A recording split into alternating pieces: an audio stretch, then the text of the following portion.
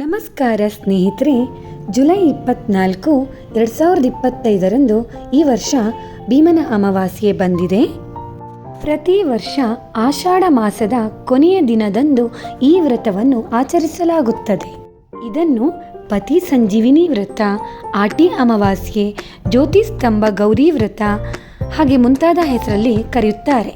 ಮದುವೆ ಆದ ನಂತರ ಮಹಿಳೆಯರು 9 ಅಥವಾ 16 ವರ್ಷಗಳ ಕಾಲ ಈ ವ್ರತವನ್ನು ಮಾಡಿದರೆ ತುಂಬ ಒಳ್ಳೆಯದು ಅಂತ ಹೇಳ್ತಾರೆ. ಸ್ತ್ರೀಯರಿಗೆ ಕುಂಕುಮವೇ ಆಭರಣ.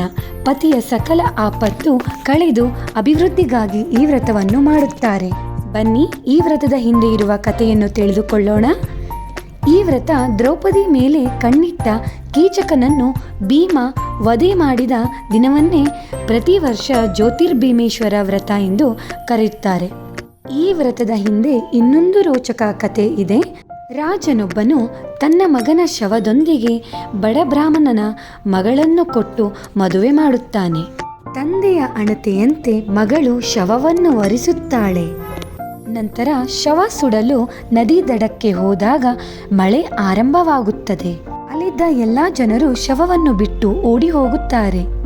ಆ ದಿನ ಅಮಾವಾಸ್ಯೆ ಆಗಿದ್ದರಿಂದ ಪ್ರತಿ ವರ್ಷ ತನ್ನ ತಾಯಿ ಪತಿಯ ಪಾದ ಪೂಜೆ ಮಾಡಿದ ನೆನಪಾಗುತ್ತದೆ. ನವವಧು ತನ್ನ ಸತ್ತ ಪತಿಯ ಪಾದ ಪೂಜೆಯನ್ನೇ ಮಾಡುತ್ತಾಳೆ.